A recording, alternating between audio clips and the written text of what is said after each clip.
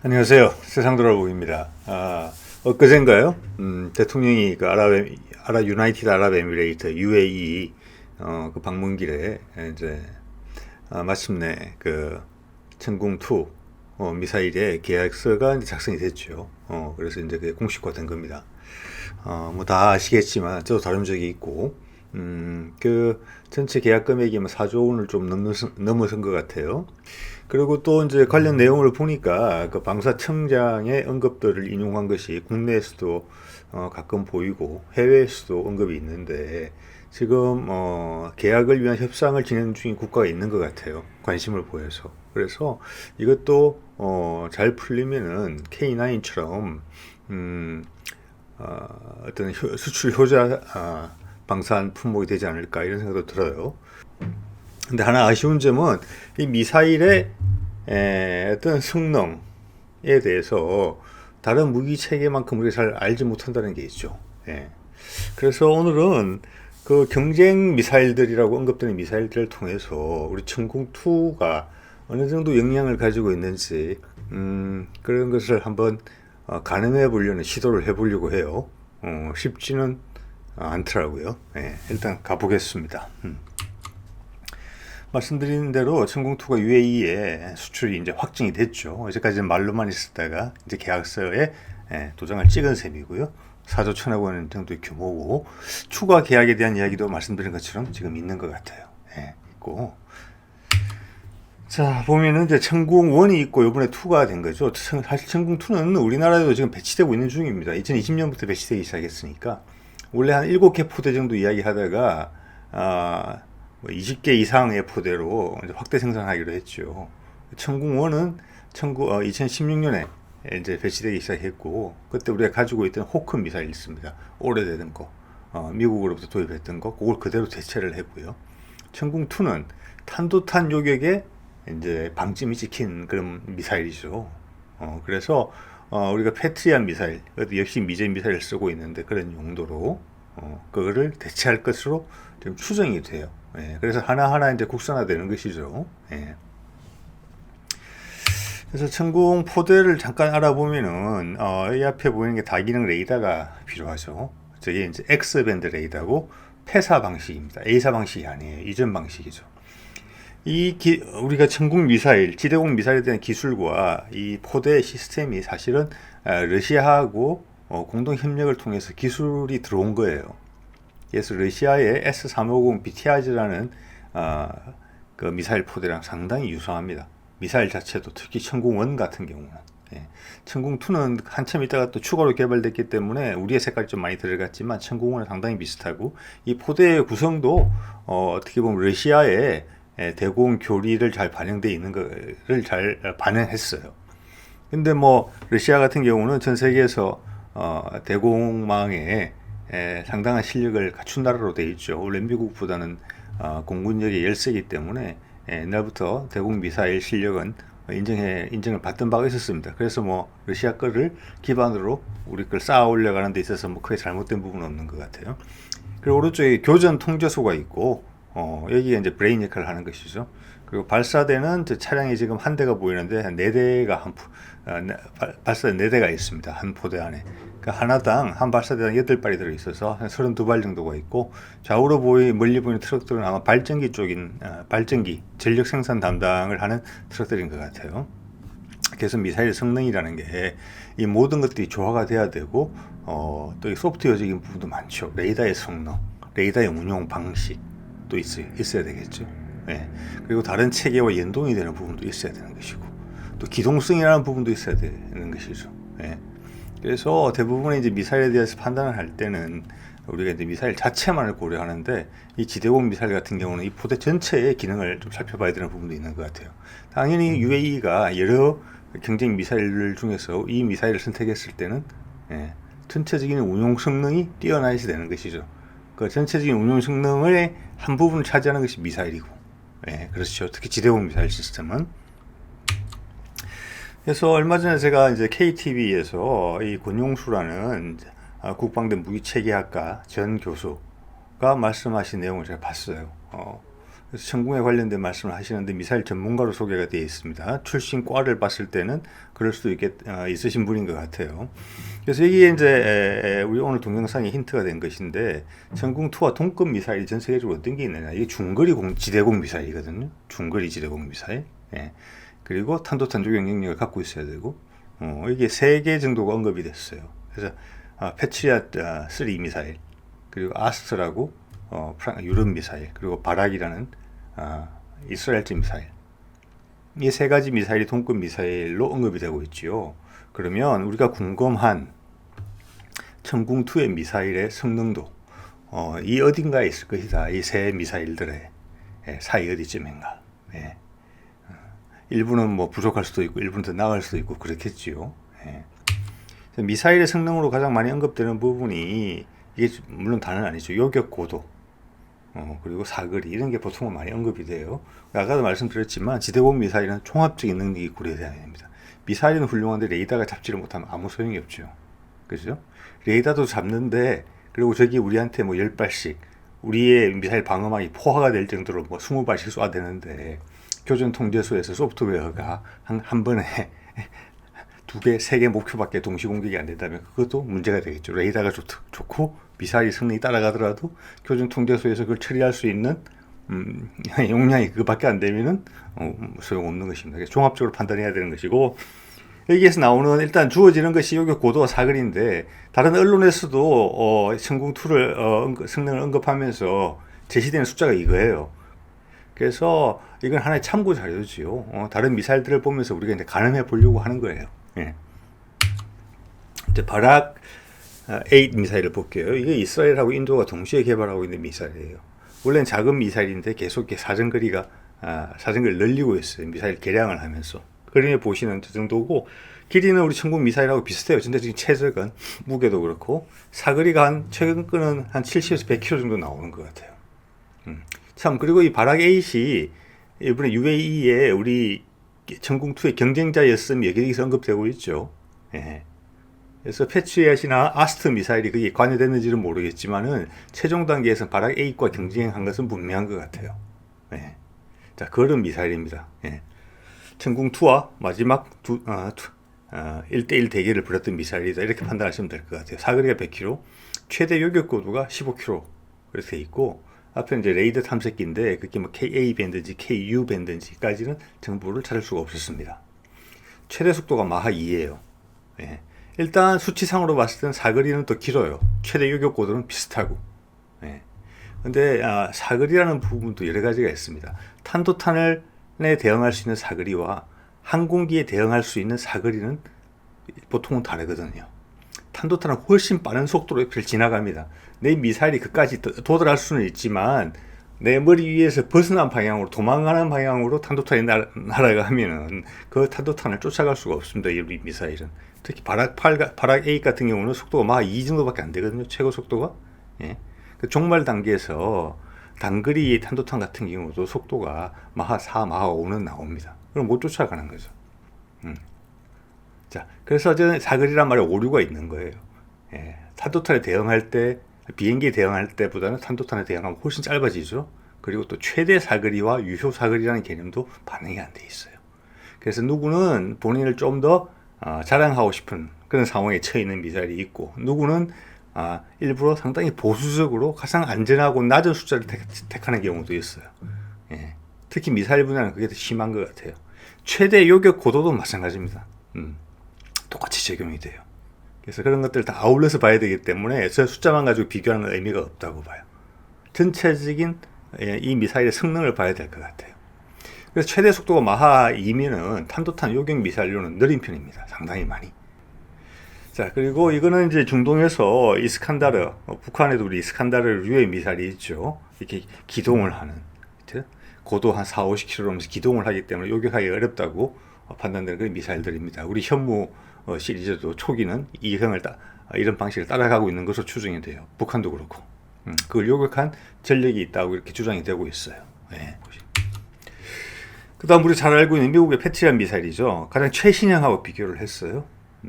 아까 우리 천궁은 오늘 비교되는 미사일들 중에서는 가장 최신형입니다. 예, 그래서 다른 미사일도 최신형하고 비교를 해야지 동급이라는 말이 성립이 될 것 같아요. 패트리엇은 팩3 MSE 형태가 최신형입니다.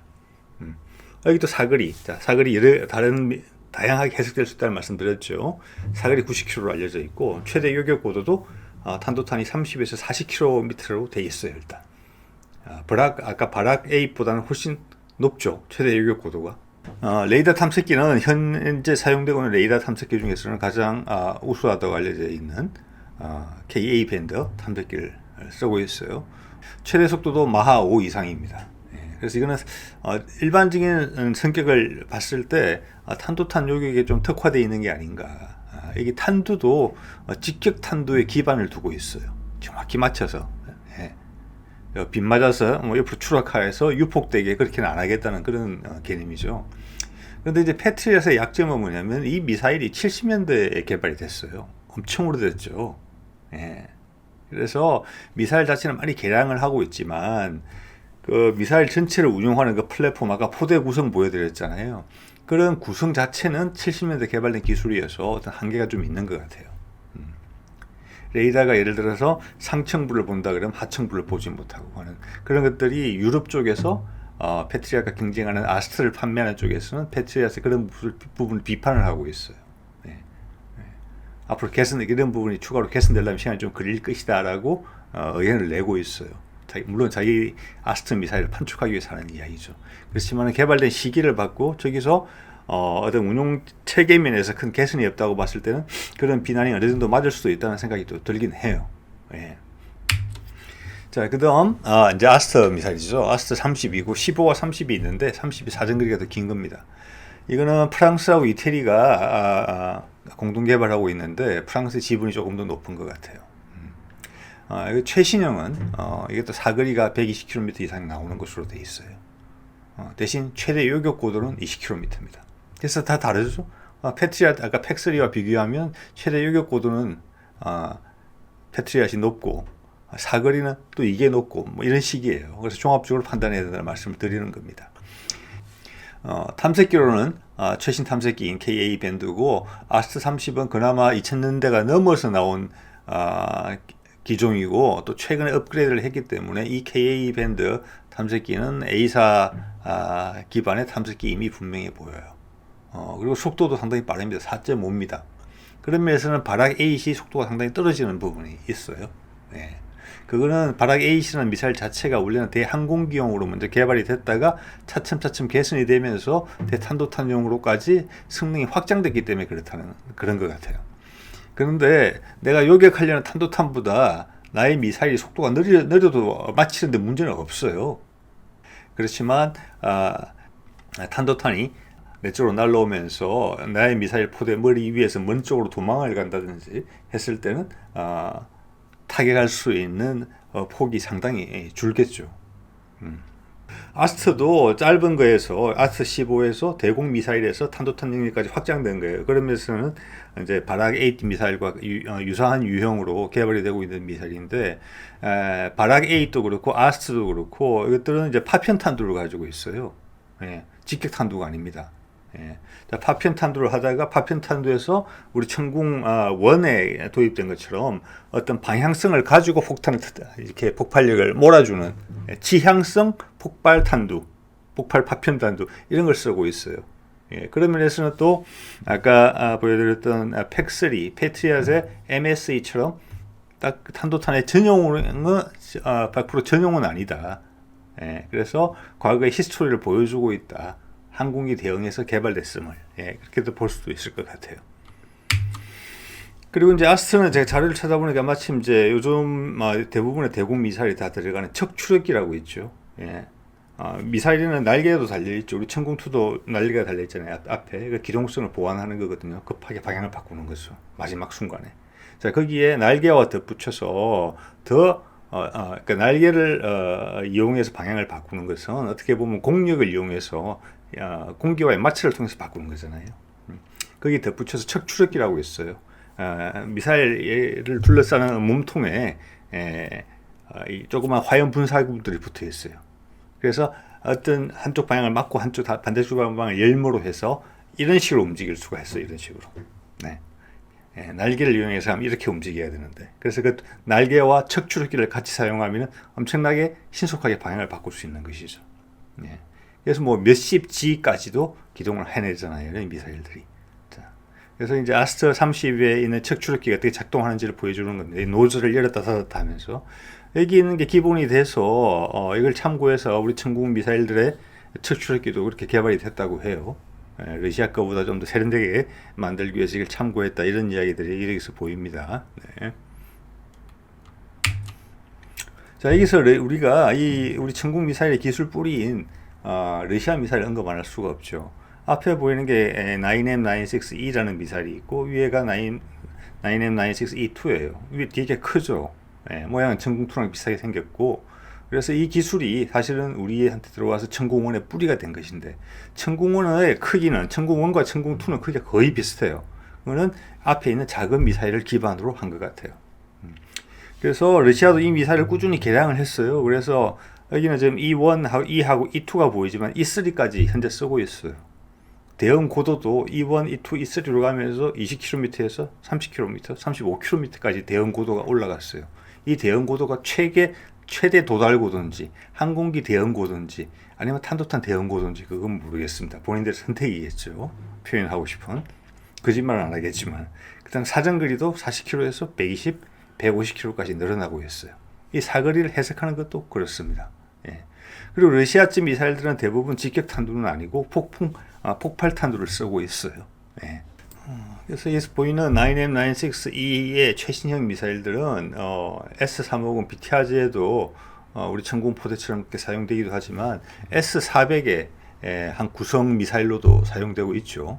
여기다가 더 장사정거리를 가진 미사일을 더 붙여서 S400을 만든 거죠. 또 장사정거리를 갈 수 있는 미사일을 넣었기 때문에 당연히 레이더도 더 멀리 있는 것을 탐색할 수 있는 큰 레이더가 붙어 있고 뭐 이런 식입니다. 예. 우리도 천궁2에서 LCM으로 가게 되면 그런 식으로 운용을 하겠죠. 네.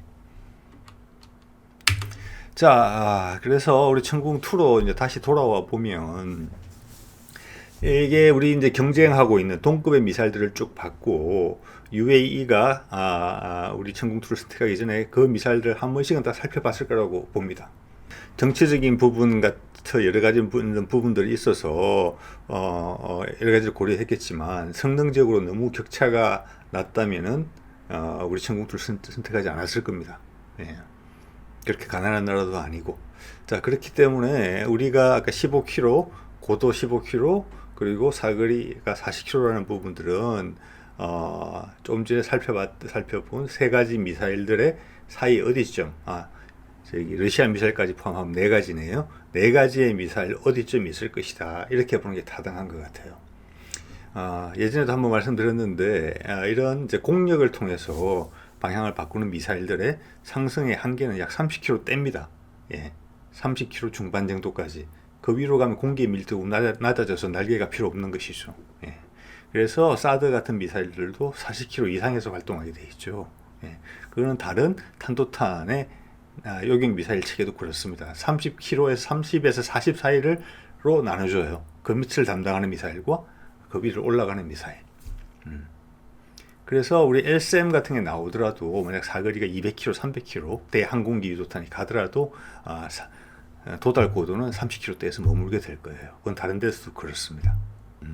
그래서 천궁2의 도달 고도는 종합적으로 봤을 때는 앞에 보여드렸던 바락 미사일이나 아스터 그리고 페트라 미사일, 그 점과 비슷한 수준에 있다고 봐야 될 것 같아요. 그렇지 않으면 동급이라고 분류되기 어려울 것 같거든요. 그리고 그래서 각각을 표현할 때는 어떤 특정 기준을 본인들이 나름대로 선택해서 했기 때문에 그게 상당히 편차가 커 보이는 것이죠. 근데 실용적인 측면에서는 그런 편차가 훨씬 줄어들 것이다 라는 부분이고, 그렇게 봤을 때 우리 천궁2는 상당히 보수적으로 잡아서 적은 게 아닌가 라고 생각해 볼 수가 있을 것 같아요. 그리고 하나 이제 눈에 띄는 점은 속도가 마하 5 이상으로 오늘 다룬 미사일 중에서는 패트리엇과 더불어서 거의 제일 빠른 쪽에 들어요. 자, 빠를수록 느리다고 대탄도탄 대응을 못하는 건 아니지만은 빠를수록 유리한 건 분명하거든요. 자, 그리고 그 들어간 탄두도 우리 천궁1은 대항공기로 전용된 유도탄이라고 봤을 때 그거는 지향성 폭발탄도를 가지고 있어요. 폭탄을 터트리되 사방으로 가는 게 아니라 적 항공기가 있는 방향으로 몰아서 파편으로 격추를 것이죠. 그렇지만 탄도탄을 할 때는 그렇게 격추를 시키면 추락을 해서 목표 지점 근처에 떨어져서 폭발을 일으키겠죠. 우리가 원치 않는 바이기 때문에 탄도탄을 요격할 때는 직격탄도를 쓰게 됩니다. 그런데 이제 천궁2도 그렇고 패트리어트도 그렇고 탄도탄도 요격을 하되 항공기도 요격을 해야 돼요. 그래서 직격체 기반의 전과 확대형 탄도를 써요. 제가 오른쪽 밑에 보여드린 게 그건데 안에 조그만 화약이 들어있어요. 화약이 터지면서 주변에 알루미늄 색깔로 보이는 게 있죠. 동그란 것들이 많이 단면이. 그게 텅스텐 화살촉 같은 거예요.